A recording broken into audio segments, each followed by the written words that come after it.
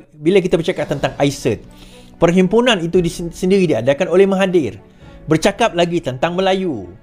Tun M dakwa kerajaan perpaduan takut dengan orang Melayu. Ini sama dengan Hadi Awang jugalah. Kejap lagi saya buat cerita Hadi Awang pula.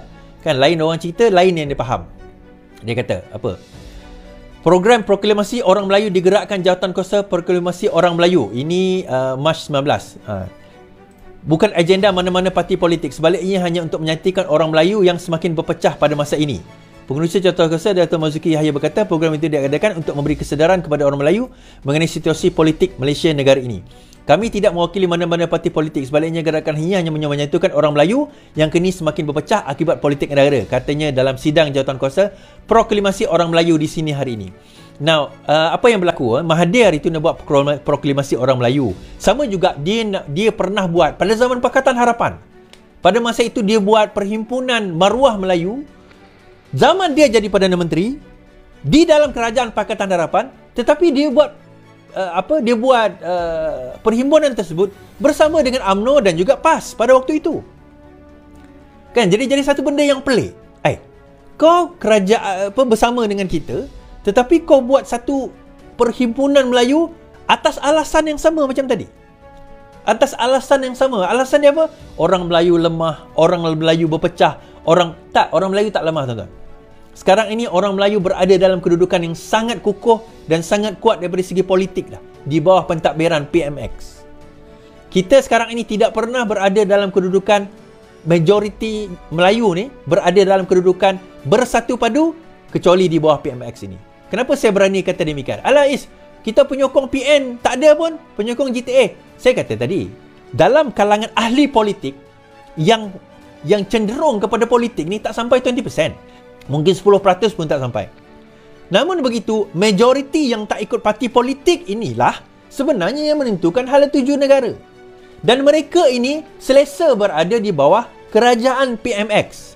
Buktinya kajian yang dibuat oleh Merdeka Center, saya dah bentangkan hari itu, lebih hampir 70% rakyat terutama yang berbangsa Melayu tidak ada masalah dengan kerajaan dan pentadbiran Perdana Menteri yang ke-10 ini. Tidak ada masalah. Tapi aku ada masalah. Maksudnya engkau bukan daripada 70% itu. Engkau hanyalah satu daripada golongan yang 30% yang minoriti. Tapi majoriti kalau kita tanya, maksudnya berdasarkan survey yang dilakukan oleh Merdeka Center tersebut, majoriti rakyat berpuas hati dengan antara lain pentadbiran kerajaan. Yang kedua, hala tuju negara. Yang ketiga, keputusan PRU yang lepas. Semua dalam lingkungan 69 ke 70% berpuas hati. So, apa lagi persoalan tentang Melayu ni lemah? Tak, itu saya kata. Ini adalah permainan politik untuk nak menunggang bangsa. Mahathir ni dia tunggang bangsa, dia tak tunggang agama. PAS tunggang agama. So, bila dalam convention khas PKR pada tempoh hari, Saifuddin Nasution bercakap tentang PAS menunggang agama, tiba-tiba keluarlah Hadi mengeluarkan satu artikel. Dia buat satu catatan tajuk PKR lawan Al-Quran. Okey. Itu saya kata tadi, Hadi ni dia macam Mahathir juga. Lain orang cakap, lain yang dia faham ataupun dia memang sengaja nak manipulate lah. Tapi kita baca. Ini daripada Harakah Daily, tuan-tuan. Ini bukan saya ambil daripada orang lain cakap. Ini Harakah Daily sebut di dalam minda presiden. Ditulis oleh Abdul Hadi Awang. Jadi tak ada istilah fitnah. PKR lawan Al-Quran. Ahli-ahli parti keadilan PKR sepatutnya bersikap menyerang terhadap kenyataan ahli politik yang berkeras untuk mempolitikkan agama.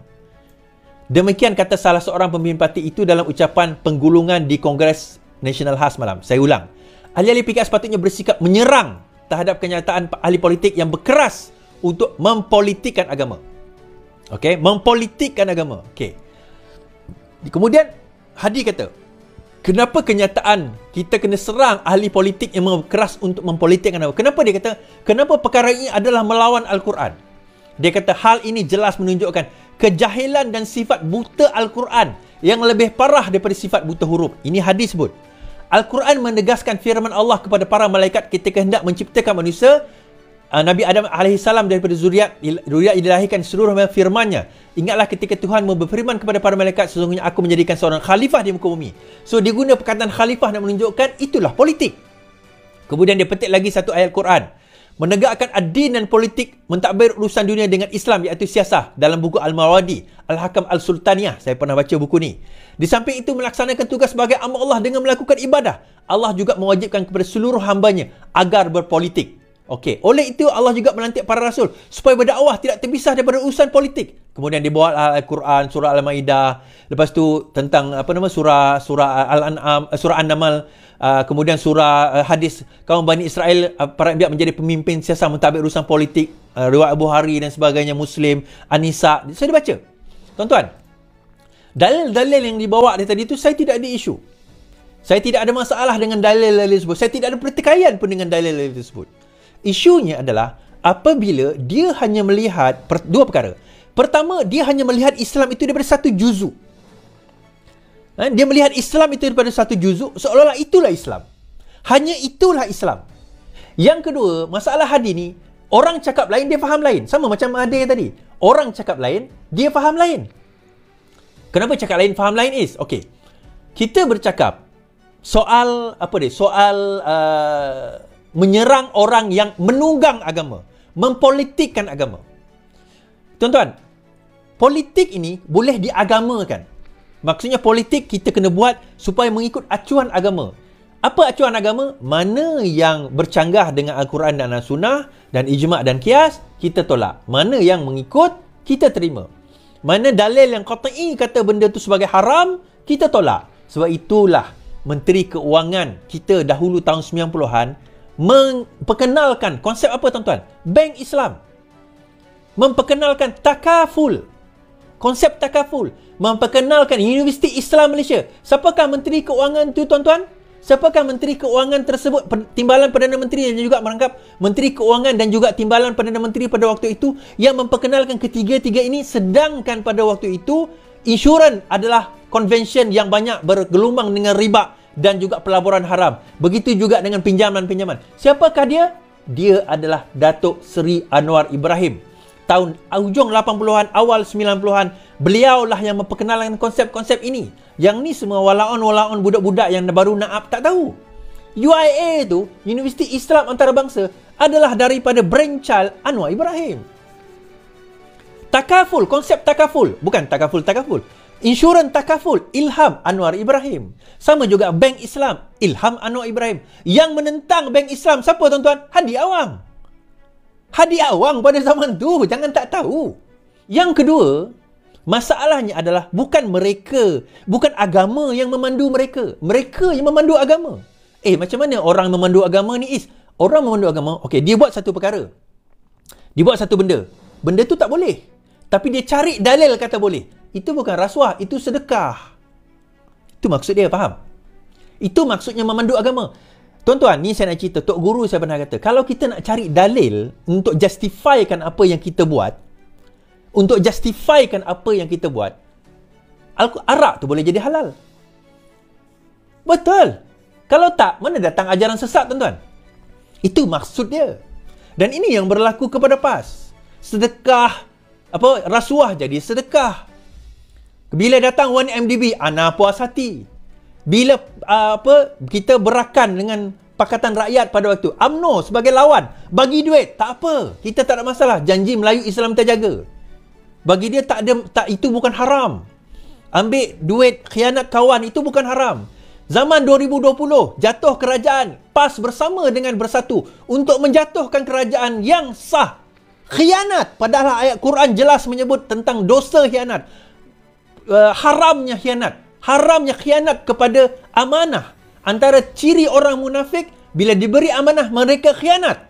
Jelas tuan-tuan. Tapi mereka buat. Dan mereka guna ayat Quran, hadis, ijma' qiyas untuk menjustifikasikan perbuatan haram mereka. Tetapi dia kata apa? Oh tak, kami menggunakan Al-Quran untuk kami buat tindakan. Salah. Sebenarnya apa mereka buat? Mereka buat tindakan dan dia petik ayat-ayat Quran untuk justifikasikan benda itu sebagai betul. Sebab itu kalau kita nak guna ayat Quran, banyak benda kita boleh justifikasi. Kita boleh justify kan? Sebab itu Imam Al-Ghazali dia tulis, antara ciri ulama' ulama' jahat. Ulama' ni dia ada kedua kategori, ulama' yang baik, ulama' yang jahat. Antaranya adalah dia akan menggunakan ilmu dia. Dia akan menggunakan apa yang dia tahu, pengetahuan dia untuk kepentingan, mencapai kepentingan peribadi dia. Dia akan guna untuk mencapai kepentingan peribadi dia. Dan orang inilah yang kita kata mempolitikkan agama. Bagi saya, perkataan tu pun tak keras. Bagi saya, kalau saya berucap dekat Saifuddin, saya kata apa? Orang inilah yang memandu dalil. Bukan dalil tu memandu dia, dia memandu dalil. Driving dalil Al-Quran anak sunnah supaya semua dalil itu ikut apa yang dia nak. Again, itulah rasuah jadi sedekah, tuan-tuan. Di situlah di mana rasuah jadi sedekah. Sama juga dengan Mahathir tadi. Bila kita bercakap tentang orang Melayu, dia kata Melayu ini, kita kena buat proklamasi Melayu untuk menyatukan orang Melayu yang kini semakin berpecah akibat berpolitik negara. Tuan-tuan, saya nak tanya, yang keluar daripada UMNO menubuhkan bersatu tu siapa? Yang keluar daripada bersatu menubuhkan berjuang tu siapa? Yang keluar daripada bersatu sehingga jatuh kerajaan Pakatan Harapan tu siapa?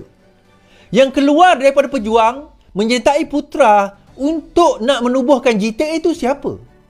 Yang keluar, yang bersama dengan GTA menyertai Perikatan Nasional nak menjatuhkan kerajaan sekarang itu siapa? So yang berpecahnya bukan orang Melayu, tuan-tuan. Orang Melayu tak pernah berpecah.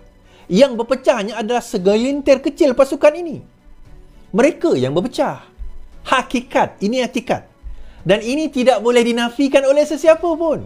Yang keluarnya dia, yang berpecahnya dia, tetapi dia tuduh orang Melayu berpecah. Orang Melayu steady je. Majoriti kita yang tak ikut politik ni tak ada berpecah, okey je. Macam tu je lah kita. Kenapa, tuan-tuan? Kenapa sekarang ini dia ringkan? Dia goncangkan loceng Melayu, loceng agama. Ni dua-dua ni. PAS dan juga Mahathir ni sama. Loceng Melayu, loceng bangsa dan loceng agama. Kenapa nak dimainkan? Again, kalau ni cerita tahun 20 tahun, 30 tahun, 20 tahun lah, zaman tahun 90-an dulu, boleh lah Mahathir. Zaman tu tak ada social media, tak ada internet. Yang ada, dia punya sumber, kalau tak Utusan Malaysia, Berita Harian, News Straits Times, TV3, RTM.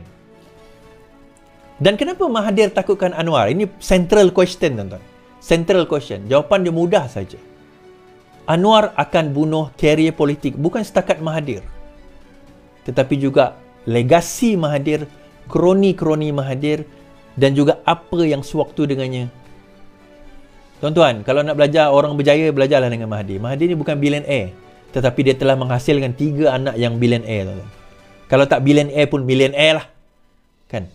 Kalau tak billionaire pun millionaire. Hebatnya Melayu bernama Mahathir. Melayu bernama Mahathir ni, tuan-tuan. Tapi yang kaya anak-anak dia dan kroni-kroni dia je. Dan ada yang tanya tadi, Mahathir kena ke Is? Saya kata, central, tiang. Orang Sarawak kata, ugak tiang kepada seluruh legasi Mahathir ni telah pun disiasat. Siapa dia? Daim. Siapa Daim ni Is? Kalau korang tanya siapa Daim, budak-budak muda lah. Yang tua saya faham lah. Tapi budak-budak muda yang tanya siapa Daim? Siapa Daim? Daim tu siapa? Pergi kaji. Daim tu siapa? Telah pun bukan ditangkap, disiasat kerana kes Pandora Papers. Kalau tiang ni tumbang, tuan-tuan, mustahil dia tak bawa seorang dua bersama dengan dia. Dan itu kenapa Mahathir sangat takutkan Anwar. Ada yang kata, Is, kenapa tak kenakan Mahathir? Kenapa tak boleh tangkap Mahathir ni? Licik sangat ke dia? Itu saya kata tadi. Kadang-kadang, ya, dia licik. Kalau saya nak cerita tentang Mahathir ni, macam mana dia buat, macam mana dia gunakan orang kata kedudukan dia untuk mendapat segala apa yang dia ada sekarang ni, sangat licik, tuan-tuan. Malah ada satu buku dia dedikasikan untuk nak melihat perkara tersebut. Dan kalau kita nak trace perkara itu kepada dia, agak sukar. Kerana dia ni sangat licik. Dia brilliant lah, saya kata. Dia seorang yang sangat brilliant. Dan dia pandai manipulasikan image sampai ke orang kagum dengan dia. Tapi dia tak nampak tangan kat belakang itu sakau. Namun begitu, dia lupa. Dalam pada dia bagi pada orang lain tu, yang lain tu belum tentu setia dengan dia. But saya percayalah, I have a belief, mungkin Allahualam, mungkin usia dia tak begitu panjang untuk dia nak melihat pendawaan terhadap dirinya sendiri. Mungkin juga usianya tak begitu panjang untuk nak melihat kejatuhan empire yang dia bangunkan selama puluhan tahun, yang mengkayakan hanya beberapa individu. Mungkin dia tak akan nampak semua itu. Namun begitu, itu akan berlaku. It's just a matter of when. Sama juga bila PN persoalkan saya hari tu. Is, kalau betul lah geng-geng PN ni bersalah, pergi dakwa lah, pergi dakwa. Saya kata sabar. Sabar, dakwaan itu akan berlaku. It's just a matter of time. Just wait. Sekarang dah kena dakwa kan? Sekarang dah kena dakwa. Tiba-tiba bila dia kena dakwa, oh kerajaan ni kejam, kerajaan ni, kerajaan itu. Hari tu kau jaga cabar suruh dakwa. Ni dah dakwa dah. Kan? Dah dia dakwa dah.